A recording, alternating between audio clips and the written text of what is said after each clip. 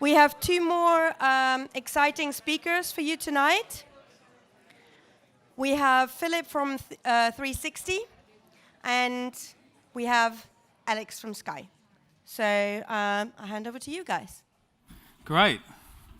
Wow, hello. So I'm Alex, I work at Sky, and I manage a team of researchers, people like you, and I also manage a team of data scientists who look after the analytics on our products. Now, my job, again, like many of you in this room, is to inform product development. And when the first VR brief came onto my desk, one of the product managers at Sky for the first time had taken responsibility for that part of product. What really struck me was how different this was to what I was used to seeing. We did a lot of stuff on UI. We did a lot of stuff on content, informing what programs we should make. And this was unlike any of that. So we really had to go back to basics for some time to think about how we would actually research VR in the first place. And that's the bit of experience I'd like to share with you this evening. So Sky, as you know, is a TV company. We make TV shows. TV is linear. It's not interactive. Group viewing tends to be the norm. And VR isn't like that. VR is interactive, it's three-dimensional. The user is an actor. They move the story forward. They construct the narrative as they go. It is a very different way to entertain people. It's a very different way to entertain people.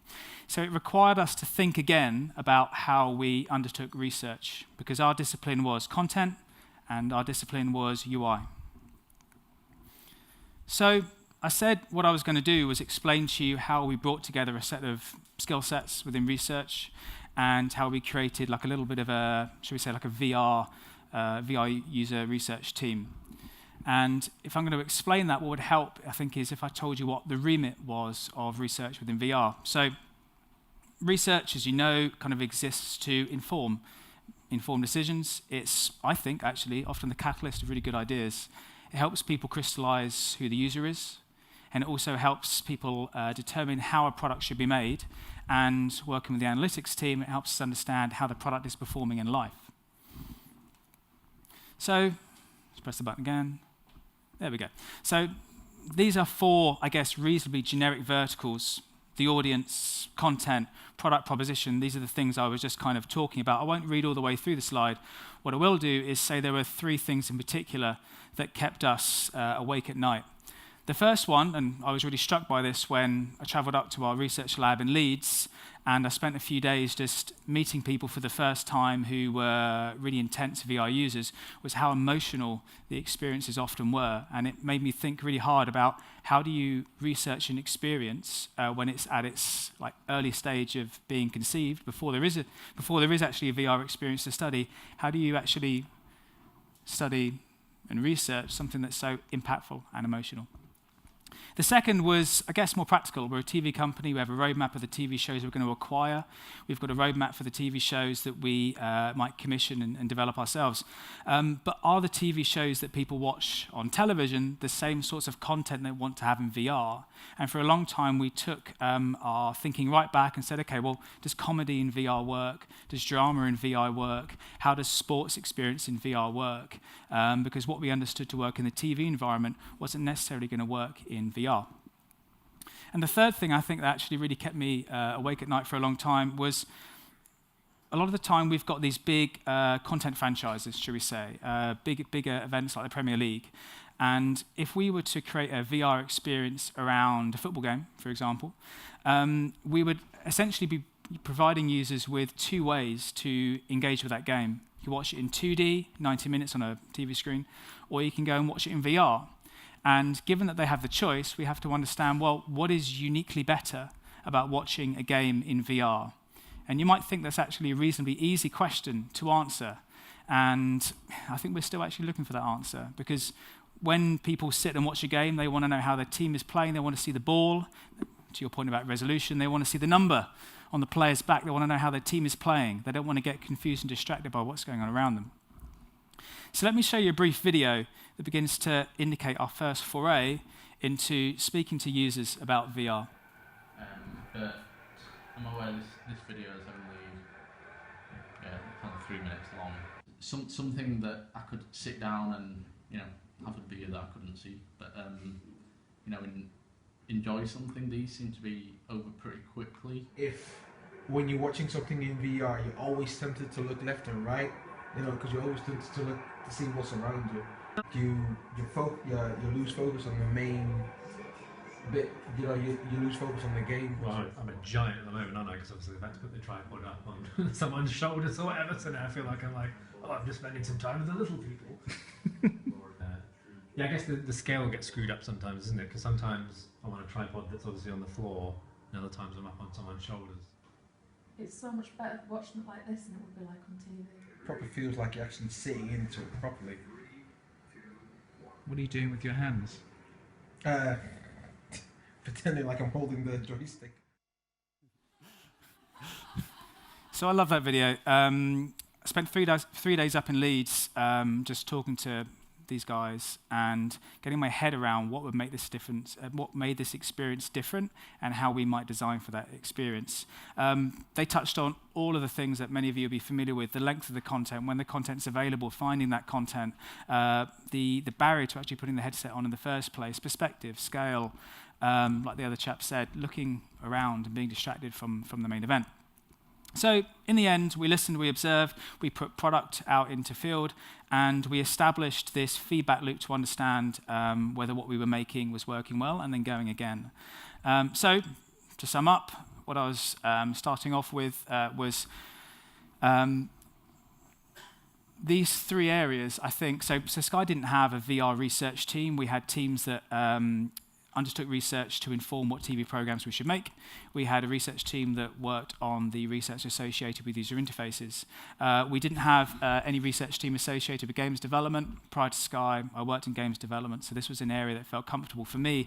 And the intersection of all 3 of these things, if we have people in the room who've worked in all of them, perhaps you'll appreciate that the intersection of all of these 3 things is kind of where I think the what we call, or loosely call, the entertainment UX of how to make good VR content. And it kind of really does, like, entertainment UX is like a broad concept, that's fine, but it's really different in football as it is with Hold the World, which was what I'd like to show you next and what Philippe is going to tell you about in a moment. Quick promo of Hold the World. Hold the World is an interactive virtual reality experience. Welcome to London's Natural History Museum. In these drawers today, there is a special selection of objects ready for you to explore. Thank you very much. There we are. Wow. Whoa. That is amazing. Heavens above. Gosh. Whoops. Look, if it's going to hit me in the face, I'm bound to put my hands out to defend myself. It is breathtakingly beautiful. Okay, thank you, Alex. Hi, my name's Philip Healy from Threesixty Reality.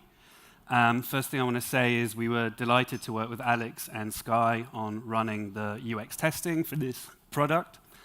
And I'll tell you a little bit, first of all, about Threesixty Reality and what we do. So we're a human-centered design consultancy based in London, and we focus primarily on immersive tech, so AR and VR.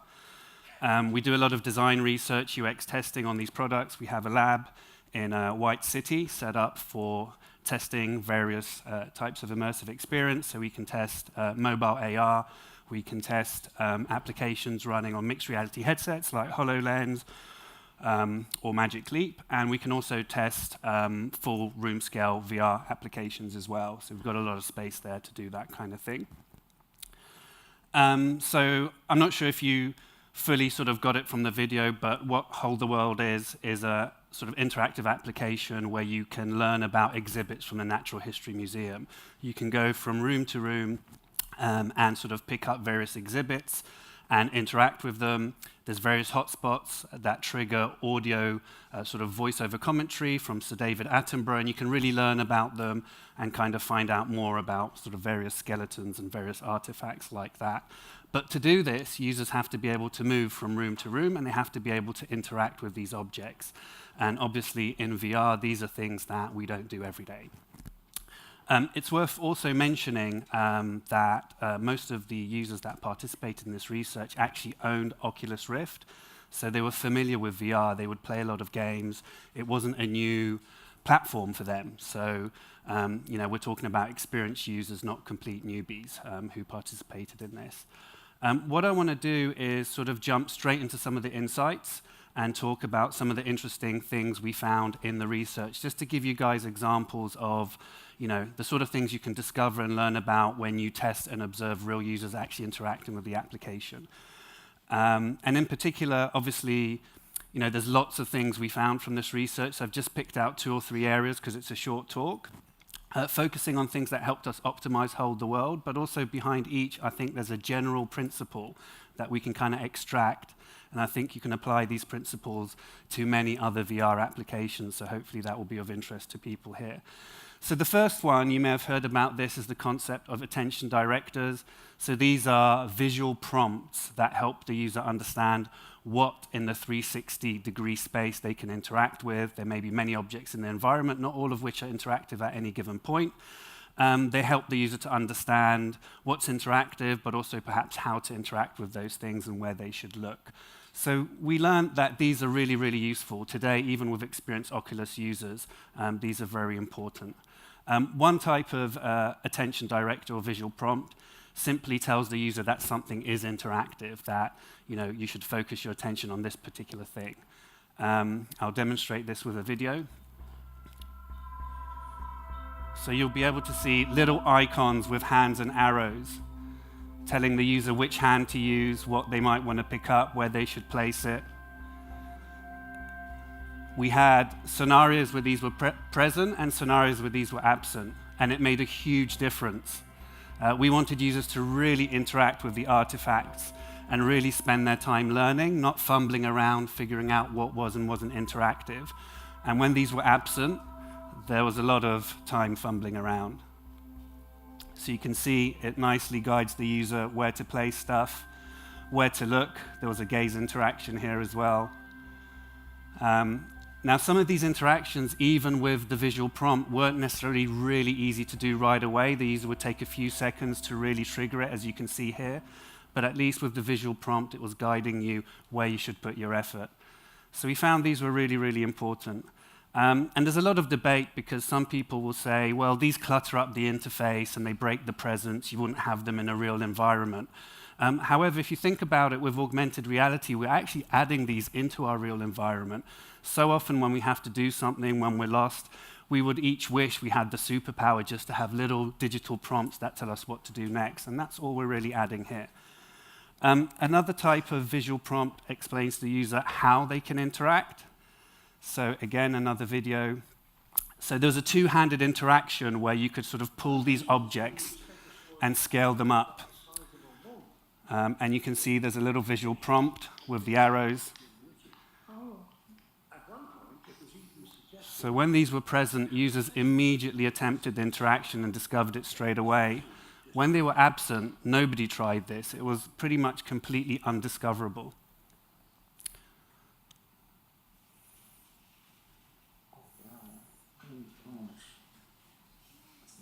What did you think about that?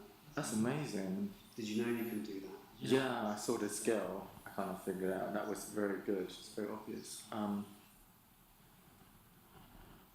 So this is the sort of interaction and engagement we wanted, so it's very important to include these kinds of visual prompts. Now, one of the things, I don't know what the other researchers have found, but we found if left to their own devices, users often interact with one hand only. And when you want to have a two-handed interaction, even if in real life you might use both your hands, you really need a visual prompt, a little clue just to nudge the user to try that. They don't necessarily do it spontaneously. So a third type of visual prompt or attention director is, obviously these kinds of visual prompts work if you're looking at them and you can see them, but we have a 360-degree field of view, or rather space, and I could be looking over here and all these prompts are appearing behind me, so how do we nudge the user to turn around? And we kind of learned more about this one by not having it and seeing some issues emerge as a result. So you'll see in this example here, this was an interactive quiz, and Sir David Attenborough would read out a question, and afterwards users would have to pick an answer. But those answers don't appear directly in front of them. So you can't hear the question, but he's asking it now. And you can see what the user does. 15 meters. So he knows the answer. How would you answer? Oh, he's here. Did you notice them? No, because I keep looking up thinking something's going to pop up. It keeps changing, it's really annoying. Even with, when I looked on the well on the left, the thing was in the middle, it just keeps moving, it's annoying. It's not really following, the flow is not very good flow. And we had the users commenting that more of these visual prompts should be present. And the information was like right there. So somehow help people, even if it's a sound or something that like guides their attention back to the place you want them to look. Otherwise, they're not going to look there. I would. It changed the entire experience. It's more of a kind of tutorial. So when I'm getting the stuff out, it would say, "Look at this." It'll put an arrow down, really kind of light lines, like very deep, and then I'll look at it and says, okay, grab it by pressing these buttons, just in case someone isn't very familiar with VR. So not only did we kind of kill the myth that if you include visual prompts, it kills presence and immersion, but we actually had experienced users saying there should be more of this. I don't want to waste time looking around. I really want you to direct me to where, all the action's happening. So the next one's this concept of breaking reality, and again, in discussions with design teams, sometimes there's this real strong desire to absolutely replicate reality in every detail, that if anything's different to what you'd have in a real world, that this is immediately going to break presence. Again, this isn't always true, and sometimes we have to break the rules of reality to get the best possible experience, and this is something that, again, came up in the research. So we had this research question of whether gravity should be on or off when a user is interacting with exhibits. And on one side, we had some of the people saying, well, in real life, you have gravity. So if objects just float in the air, this will totally break presence, freak users out, and completely destroy the experience. So we were able to test both versions. This is first with gravity on.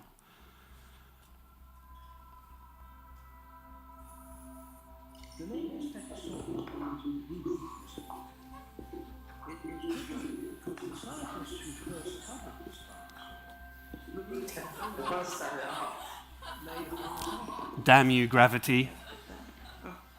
So this user had already tried it without gravity and was expecting them to float. This is the other mode where we switch gravity on. What do you think? Dinosaurs walked only on their two hind legs. I prefer the other one because it just felt easier. Like once you pick it up, it just gravitates into the air, so it looks more cool. How would you select? So this was the other issue. Is it wasn't just a table.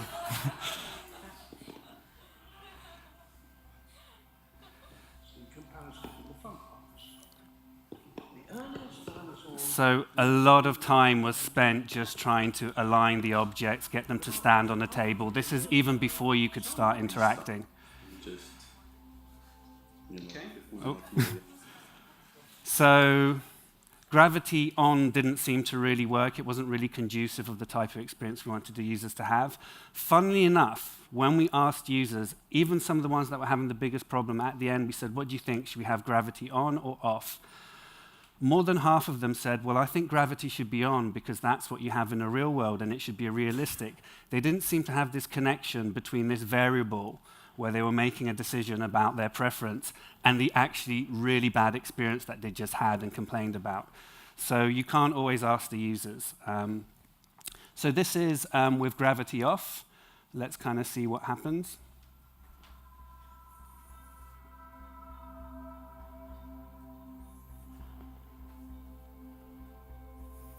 So you can make it nice and big, and then you can just let go and leave it.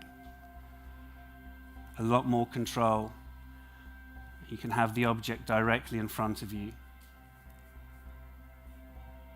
which is really what we wanted users to do. You can kind of hold it and have a look as well. This is interesting from a rotation point of view. You can keep rotating each exhibit round and round with one hand. Obviously, if gravity's on, you can only rotate it so far, and if you let go, it falls down. Remember, users don't always think about using both hands. I think I'd love to kind of just get it and play around with it, change it up, look at it. Okay. At its full size, that lower jaw is 6 meters in length. So you can make it really big. And it doesn't become more cumbersome depending on the size. It's just as easy to manipulate.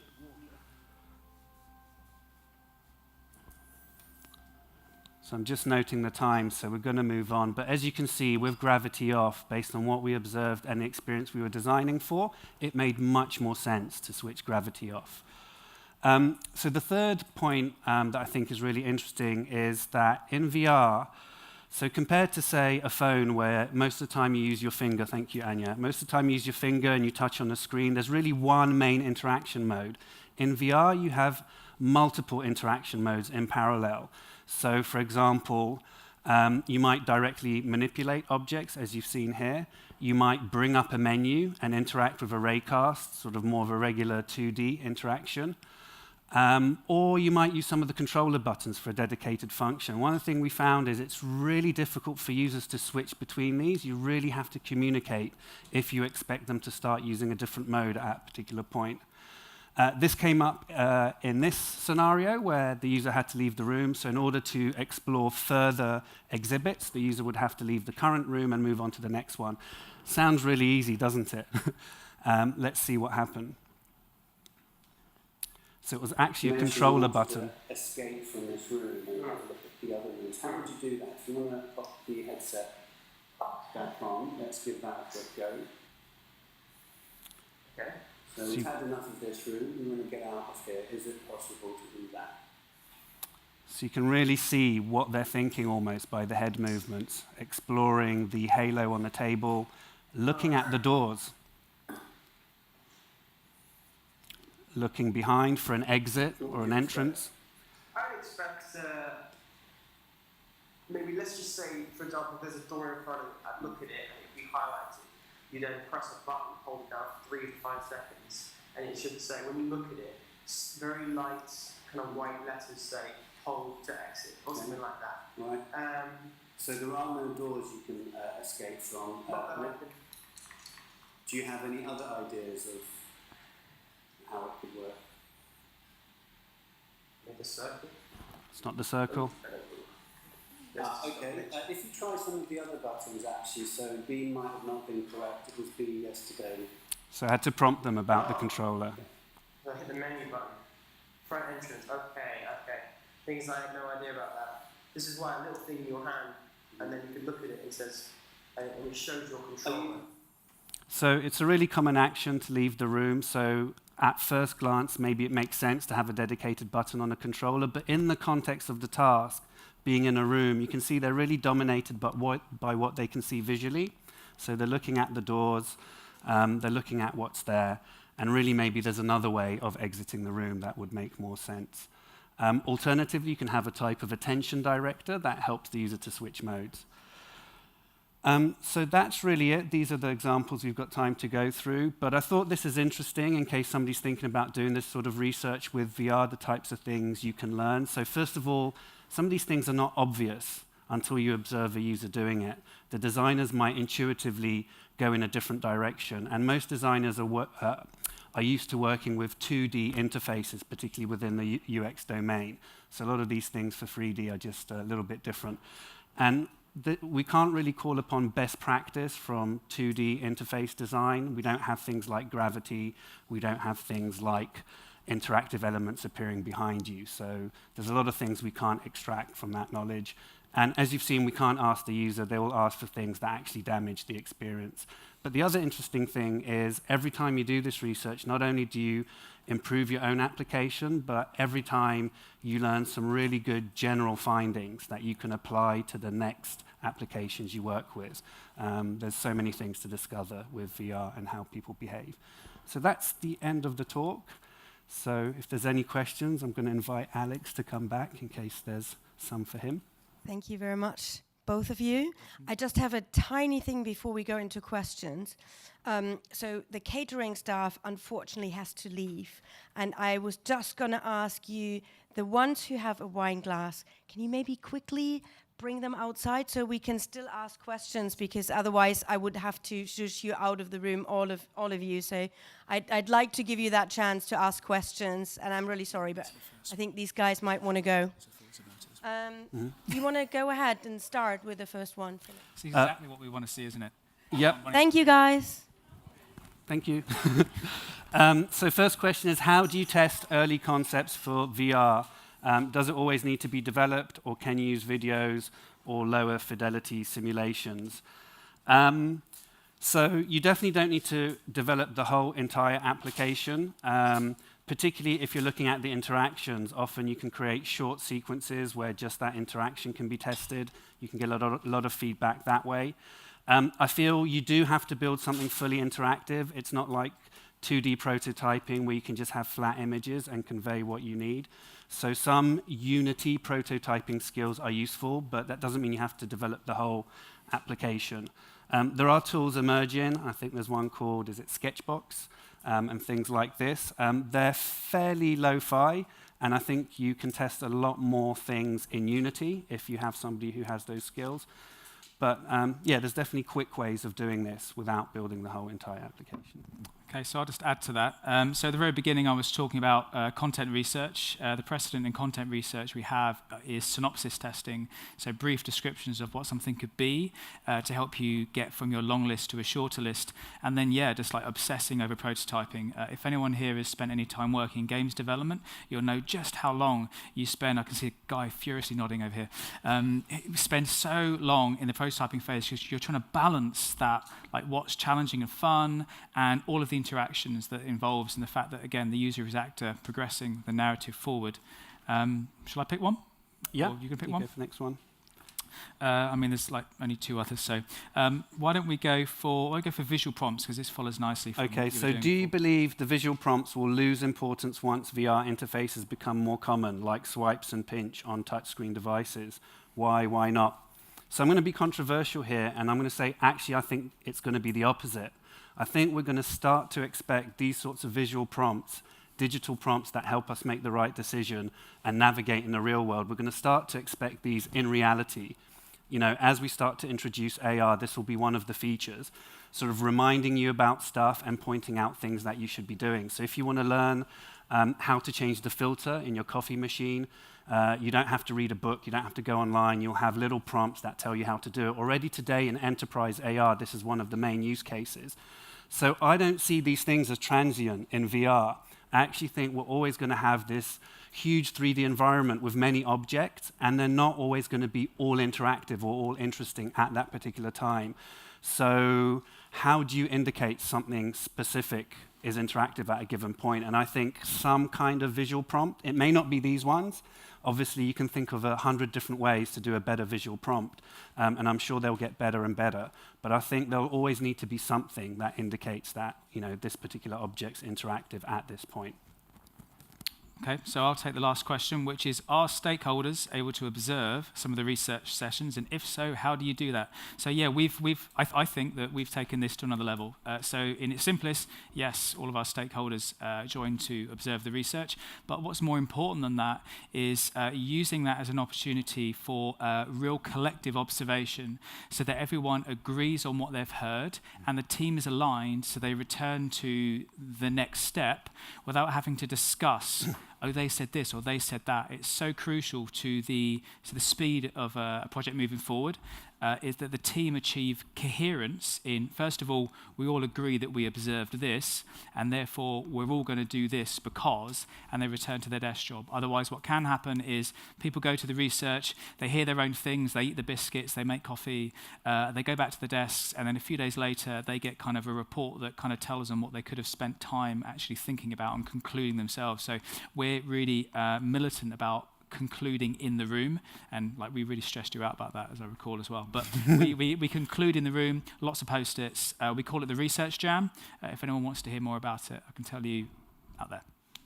I'd just like to add to that. So not only can you view VR sessions live, but I think it takes the viewing experience to a whole nother level. So today, with some of the headsets introducing eye tracking, in real time you can see exactly where the user is looking at any point during the session. Also with biometrics, you can see lots of data live showing, for example, GSR response to various stimulus and things like that. So a lot of these things today are quite lightweight, easy to set up, and you can see them live in the lab as they're happening. So I think in particular for VR, these are things that are, I think, much more useful than with traditional UX research. Okay.